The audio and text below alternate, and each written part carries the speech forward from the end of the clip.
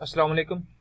इस video lecture में हम देखेंगे कि स्ट्रिंग क्या होती है, स्ट्रिंग वेरिएबल क्या है, स्ट्रिंग डाटा टाइप क्या होती है और स्ट्रिंग वेरिएबल को असाइन किस तरह से किया जाता है। सबसे पहले तो आपको पता होना चाहिए कि स्ट्रिंग क्या होती है। स्ट्रिंग जो है, string stand for collection of characters. String क्या होती है? स्ट्रिंग के अंदर कलेक्शन ऑफ कैरेक्टर जो है वो डिफाइन किया जाता है, यानी स्ट्रिंग को सिंपली डिफाइन किया जाता है, it is a collection of characters. यानी कि डबल कोट्स के अंदर अगर मैं यहाँ पे कुछ भी लिख देता हूँ, फॉर एग्जांपल मैं यहाँ पे लिख देता हूँ welcome, so this is a string. अब डबल कोट्स के अंदर आप कुछ भी लिख सकते हैं, आप सिंपल टेक्स्ट लिख सकते हैं, आप इसके साथ कोई डिजिट्स लिख सकते हैं, इसी तरह आप इसके साथ कुछ स्पेशल कीज कुछ भी लिख सकते हैं यहाँ पे।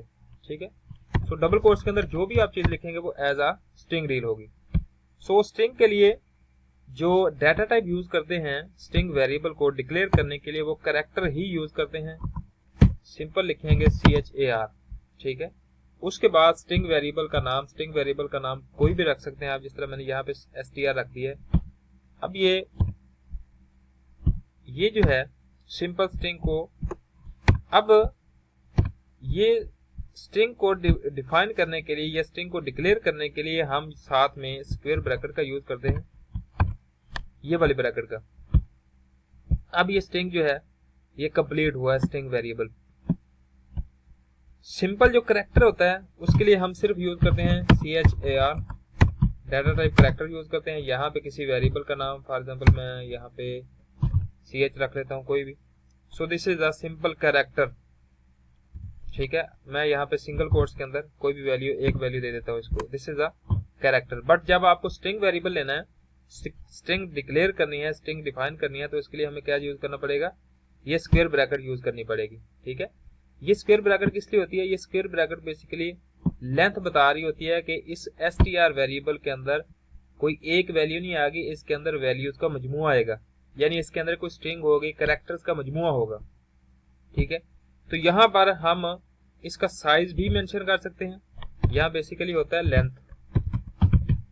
लेंथ क्या होती है? इस स्ट्रिंग वेरिएबल की लेंथ होती है, ये आपकी प्रोग्रामर की जो विल होती है, ये प्रोग्रामर की मर्जी पे डिपेंड करता है कि यहाँ पे उसने साइज कितना रखना है। अगर आप इसका साइज कोई मेंशन नहीं करना चाहते तो आप इसको ब्लैंक छोड़ सकते हैं। जब आप ब्लैंक छोड़ेंगे तो इसका मतलब है कि यहाँ पर आप जितनी मर्जी इसको स्ट्रिंग दे दें, जितनी मर्जी लेंथ उसकी हो, जितने मर्जी कैरेक्टर पर मुश्किल हो, तो ये STR वेरिएबल उसको रिसीव करेगा। अगर यहाँ पर आप स्ट्रिंग को जो है यहाँ पे कुछ साइज दे देते हैं, फॉर एग्जांपल मैं लिख देता हूँ 50 या मैं लिख देता हूँ 10, तो होगा क्या? 10 से ज्यादा कैरेक्टर्स इस STR वेरिएबल के अंदर आ नहीं सकेंगे, क्योंकि हमने यहाँ पर उसका साइज मेंशन कर दिया है। ठीक है, तो अब इसको जस्ट हम क्या करेंगे, इसको प्रिंट करवा के देखते हैं कि ये स्ट्रिंग डिस्प्ले होती है। तो इसके लिए सिंपल हम क्या यूज करते हैं? %s यूज करते हैं। %s फॉर्मेट स्पेसिफायर क्यों यूज करते हैं? क्योंकि हमारे पास स्ट्रिंग है जिसको हमने डिस्प्ले करवाना है। इसको Ctrl+S करते हैं, F9 करके इसको कंपाइल कर लेंगे। अगर कोई एरर है तो यहाँ पे नीचे बता देगा, अदरवाइज इसको कंपाइल कर लेते हैं। उसके बाद इसमें हम देखेंगे कि जो आम वेरिएबल्स होते हैं, जिस तरह से ये कैरेक्टर है, इसको हमने ये स्ट्रिंग असाइन कर दी है, इसी तरह से मैं इसको यहाँ से डिलीट कर देता हूँ, इसका हमारे यहाँ पे कोई काम नहीं है। तो अब यहाँ पे देखें एरर 0 वार्निंग 0, इसको जस्ट डिस्प्ले करवा लेते हैं, वेलकम जो है वो शो हो जाएगा।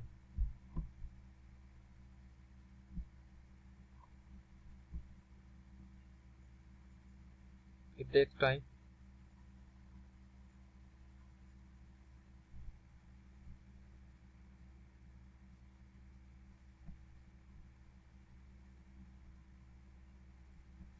This is the output of the program. Welcome जो है यहाँ पे डिस्प्ले हो गया। अब यहाँ पे हुआ क्या है? जब भी, एक और चीज जो आपने इंपॉर्टेंट चीज ध्यान में रखनी है, ये है कि जब भी स्ट्रिंग वेरिएबल को आप डिक्लेयर करते हैं तो एक नल कैरेक्टर ऑटोमेटिकली स्ट्रिंग के अंदर ऐड हो जाता है।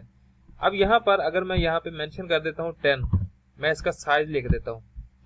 ठीक है, अब होता ये है कि जैसे मैंने स्ट्रिंग का साइज दिया 10, मैं आपको ये बता रहा हूँ कि हर स्ट्रिंग के अंदर एक नल कैरेक्टर ऐड हो जाता है, जिसको \0 से शो करते हैं। वो नल कैरेक्टर ये बताता है कि यहाँ पर स्ट्रिंग एंड हो रही है।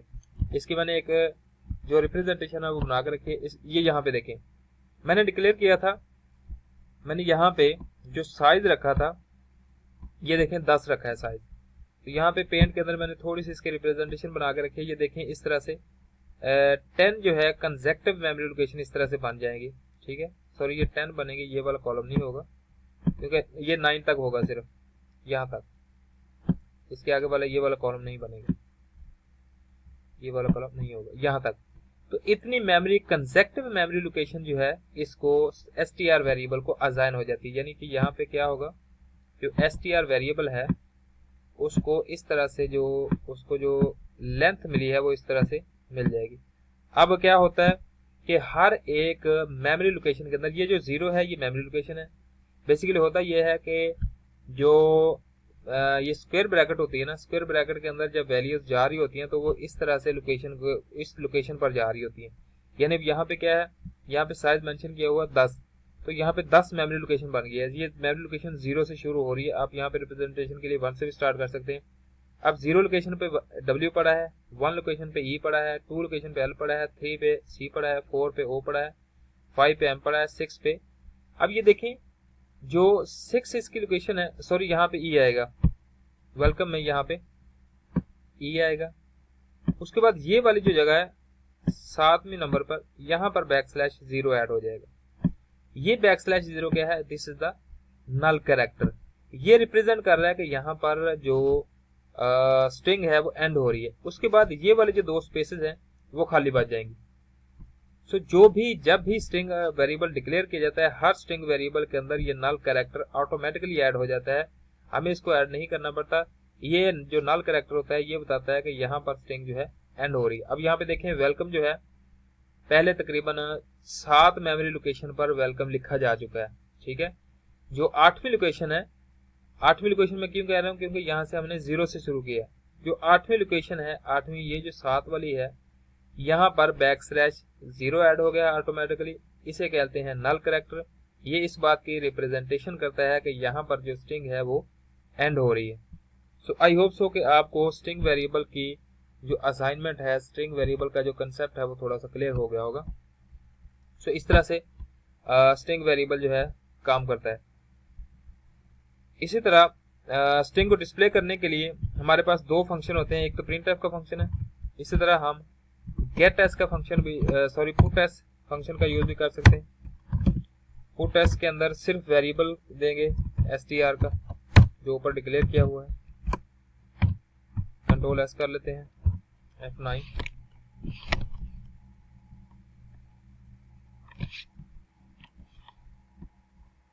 उसके बाद इसको रन कर लेते हैं। मैं असल में बताना ये चाह रहा हूँ कि आउटपुट जो है, अगर आपने स्ट्रिंग डिस्प्ले करवानी है तो उसके लिए हमारे पास 2 फंक्शन है। एक तो printf फंक्शन है और इसी तरह ये देखें वेलकम शो हो गया। इसी तरह एक putS फंक्शन है, putS stand for put string.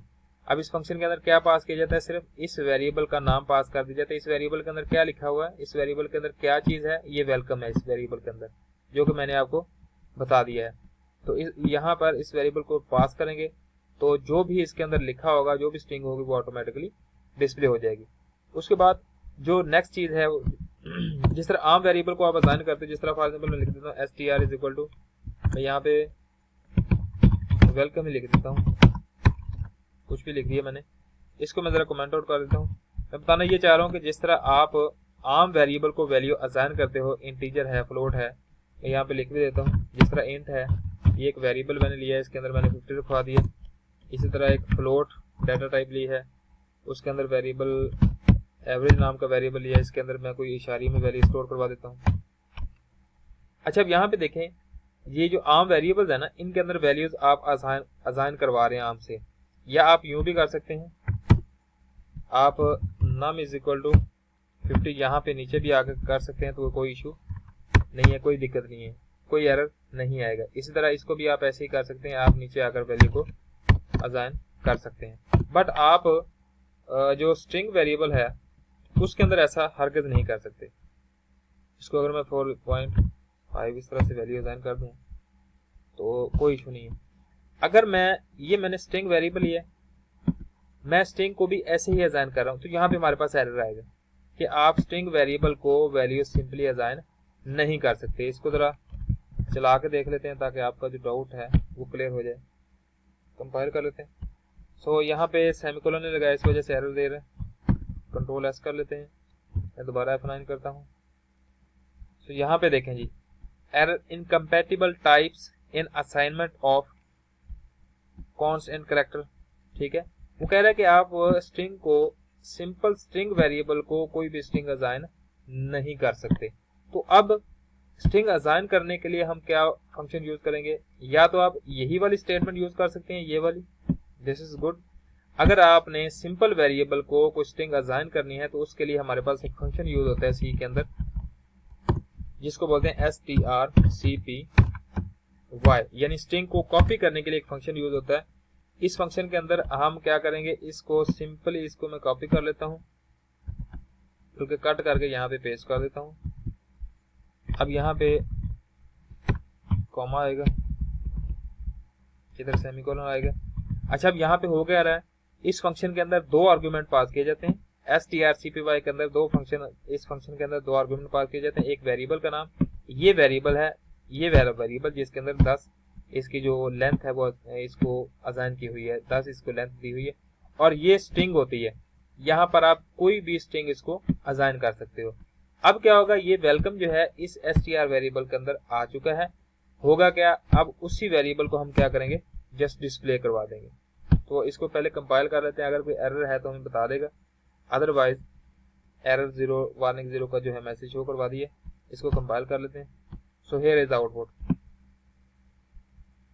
सो आप स्ट्रिंग वेरिएबल को कॉपी करने के लिए सिंपल जो है strcpy फंक्शन का यूज कर सकते हैं। यानी आम ये तरह ये वेरिएबल्स हैं, इंट वेरिएबल है, इंट डाटा टाइप है, ये नाम वेरिएबल है, इसके अंदर 50 असाइन करवा दिया, कोई इशू नहीं है।